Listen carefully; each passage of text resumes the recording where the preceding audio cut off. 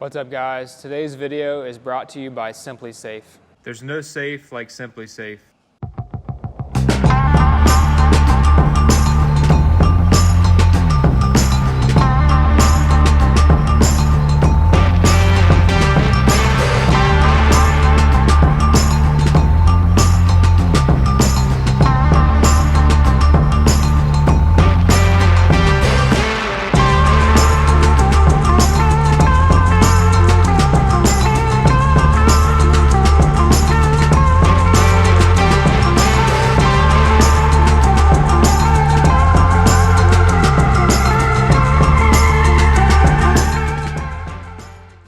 Just want to take a second to remind you guys, this weekend only, we are doing double entries for the Corvette giveaway for 4th of July. We've got a brand new shirt with a patriotic Corvette design.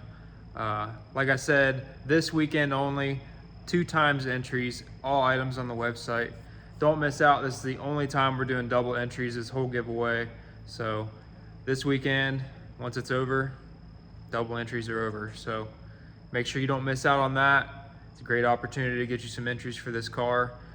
It's only going to last another 3 or 4 weeks, so don't miss out. What's up everybody? So I thought I'd take some time today to kind of go over the Camaro with you guys. I know a lot of y'all have joined in kind of in the middle of me having this car, and the car's been gone at Tin Soldier Race Cars for a while. There's probably some people that don't know about the car or why we build it or what we plan on doing with it. So I'm just going to go over the entire car today and show all the parts that we used, all the different stuff and all the neat stuff that it has. Bring everybody up to speed. If you guys have been following since I first got the car a couple years ago, we went up to Wisconsin and got this thing. And there was a guy up there that had it listed for sale on Facebook. I bought the car for $29,000 as a roller. And I decided once I got it that I would take it to Tin Soldiers and let them make it how I wanted it. I felt like it had a good start, it had good bones, a good structure, and it could be something that, you know, would work for what we were trying to do. Building an entire car from scratch would have probably costed a little bit more, but this was the easiest way for me to go about it, building it over time. So I guess we'll start with the power plant here. We have a Henson Racing Engines 540-inch big block Chevy. It's got a Bill Mitchell block. It is a water block, but it is not filled. So I can run water through the head and the block if I decide to make it a street engine later on. It's got aluminum rods, billet, Steve Morris intake. Got really good valve train parts, titanium, Inconel, all that stuff. It's really a copy of Brandon Dollar's motor, his drag and drive motor that he has in his Nova. It's got Dart 20-degree heads. They're kind of trick, a little bit different than the standard degree, 24-degree stuff, but just a really, really good setup. Has an Innovators West balancer. Really nice cam-driven fuel pump down there. Got a Waterman fuel pump, mechanical. This engine should be a really stout piece, and it should be really reliable. Big block Chevys are known to be very reliable. This one utilizes a external oil pump from Fluid Works. I believe Motion Raceworks sells those. It's basically, it's like a dry sump, but not quite. The oil pressure on this thing stays steady at 130 pounds going down the track, and it never moves until you let off the gas. So really happy with that so far. I know we fought oil pressure issues on the Nova's engine for a while, and it had the internal oil pump in the pan, and we always fought oil pressure issues with it. So with this thing so far, I haven't had any oil pressure issues, which is amazing. So we've got this Steve Morris billet intake. It has 16 injectors. up here for alcohol, and it also has 8 injectors on the underside of the plenum for gasoline if I ever wanted to do drag and drive with this engine. So that was kind of just the only intake they had in stock at the time, and I figured we could plug those off anyways. And if I ever wanted to switch and do drag and drive with this motor, because it is a water block, I can. So that is an option in the future. These turbos are capable of well over 3,000 horsepower. They're a 91, 95, and they're a billet wheel. They're gorgeous. I absolutely love them so far. They don't smoke. They don't do nothing. They produce tons of boost and make the car go fast. These turbos will definitely be good for 50 pounds of boost or more on this combination. So this 540 has aluminum rods from MGP. It's got a Callie's crank. I believe it's a Magnum. Bronze bush lifters. I believe they're 904 lifters. Pretty much all the standard stuff that you'd find in a stout big block Chevy. We've got this custom fuel cell down here by Tin Soldier. They custom bent this bracket up to hold it in place. Pretty nice setup there. Holds a little bit more fuel than the Nova. Got our external oil pump over here, and we've got our external oil filter over here with our low dollar oil pressure sensor right there. We have Mincer struts with the canisters here.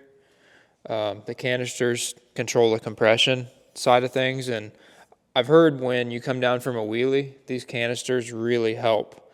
They really help soften the landing from wheelies. On the brakes, we've got some strange Evolution front brakes with spindle mounts, RC comp wheels. One of my favorite parts about this car is the wing. The wing was done by Tin Soldier and Caustic. They produce some really, really nice carbon wings. I believe they have some for Camaros, Novas, Mustangs. Definitely check those out on Tin Soldier's website. It's beautiful. As you guys know, we have a pretty large shop here, a lot of nice cars. It's imperative that we keep an eye on everything around here, whether it's inside the shop or outside. With SimpliSafe, you have a ton of options. They've got smoke sensors, glass break detectors, inside cameras, outdoor cameras, you name it, they've got it. SimpliSafe is introducing ActiveGuard outdoor protection.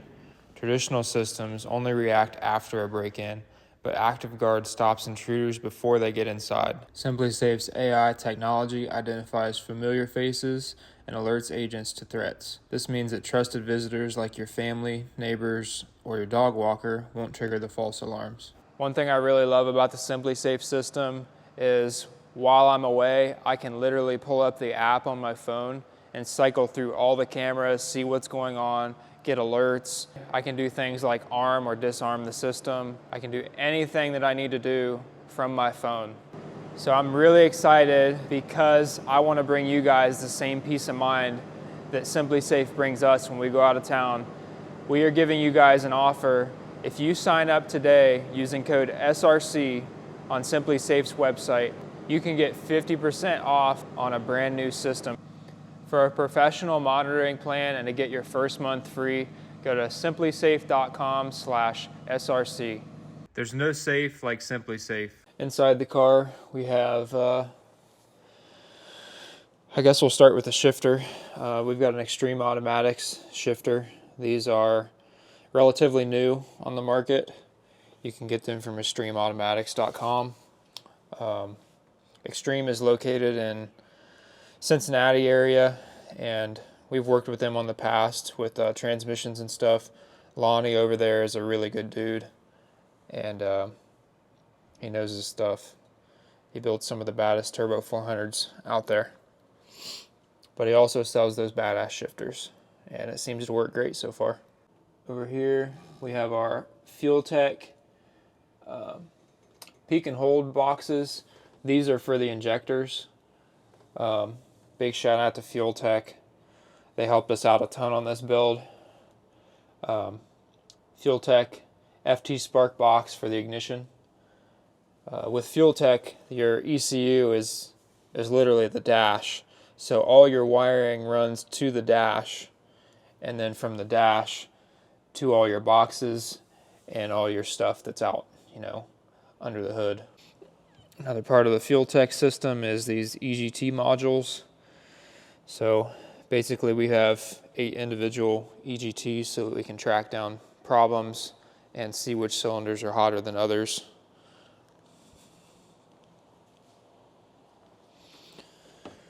Got this one over here. All the wiring was done by Barely Able Racing. He uses all these really nice Deutsch connectors and mil-spec wiring. Can't forget the Motion Raceworks throttle body with a Y-merge. Thing's beautiful.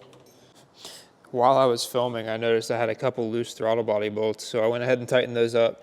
That was probably a little bit of a boost leak, so glad I found that. There's so many little bolts and stuff that you have to check on these cars. The turbo kit and everything was all done by Todd at 10 Soldiers.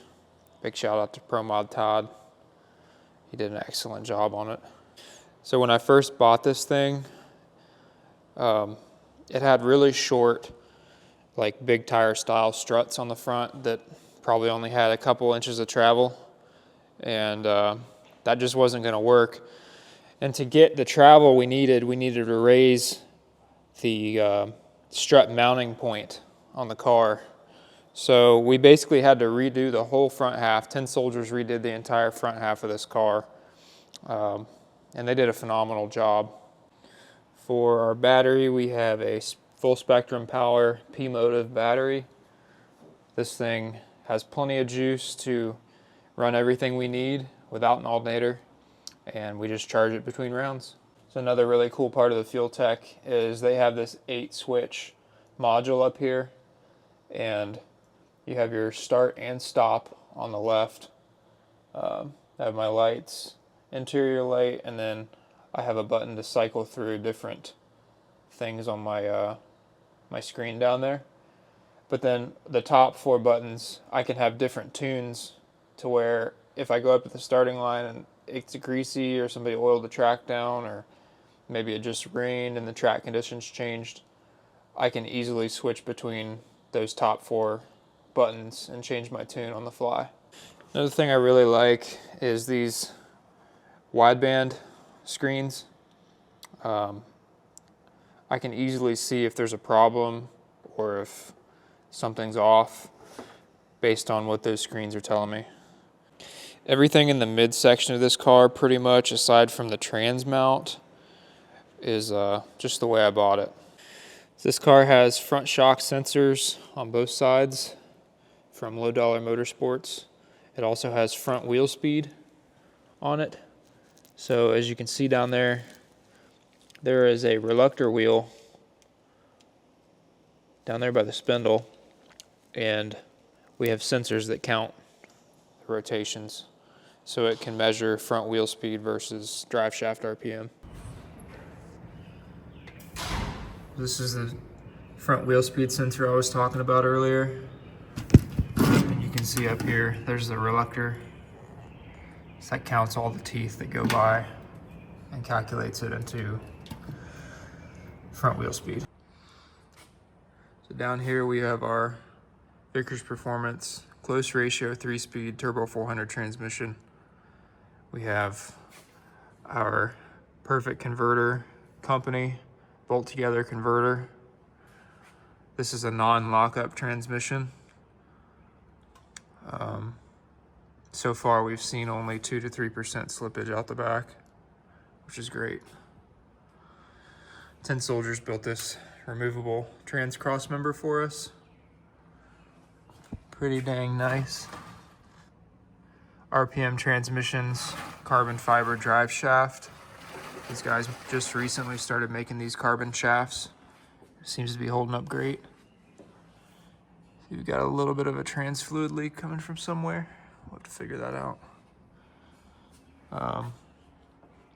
Everything in the back of this car, I believe it's got a brand new wishbone, brand new 9-inch housing from Tin Soldier, titanium 4-link bars from CJ Race Cars. Once again, this thing's dirty from last weekend. I haven't had time to clean it up yet. But Ron G rear shocks off the Falcon. This housing is beautiful. Strange brakes in the rear. We've got Tin Soldier anti-roll bar up there. Shock sensors are wired, we just haven't put them on yet in the back. All the wiring is done with these nice pass-throughs, bulkheads.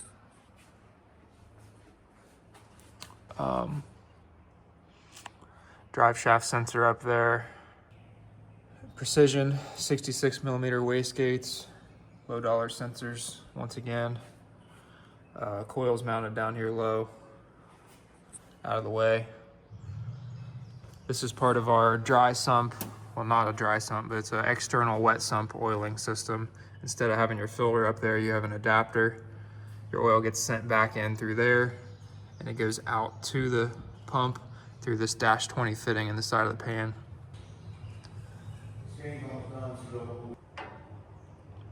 I believe TSR also custom built these control arms.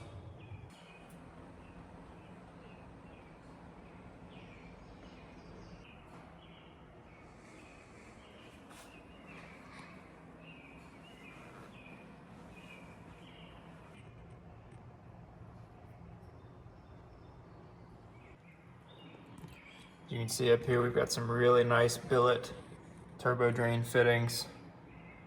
They go out, come right back to the pan. Once again, this stuff you can all get at Red Horse. Really nice PTFE line. Got a little catch can drain in the back. The engine has breather tubes that go all the way back to that catch can. And also the trans overflow goes into that catch can as well. So you get a little bit of redness coming out of there. It's just a little bit of transmission fluid. And I think that's why it smokes a little bit out the stack. So basically my goals with this car is just to run mainly small tire, no prep races with it. Every once in a while we'll probably do a little bit of like slick prep, and we'll put it on radials a few times, I'm sure, just to try to see how fast it can really go. I believe this car is capable of going 390s, 4.0s on radials and 430s to 420s on slicks. Definitely 30s, 40s for sure, once we get it all lined out. I think it's going to be a great car for us, and I think it's going to carry us through the next 5-6 years, hopefully, and just be a really good contender. Just want to thank everybody that helped made this possible. Without you guys, I couldn't do this. It's been a long time coming. You know, obviously we started with the S10, got the Falcon, got the Nova, and we just keep evolving and trying to get faster and trying to stay competitive. And I really appreciate you guys watching over the years and supporting.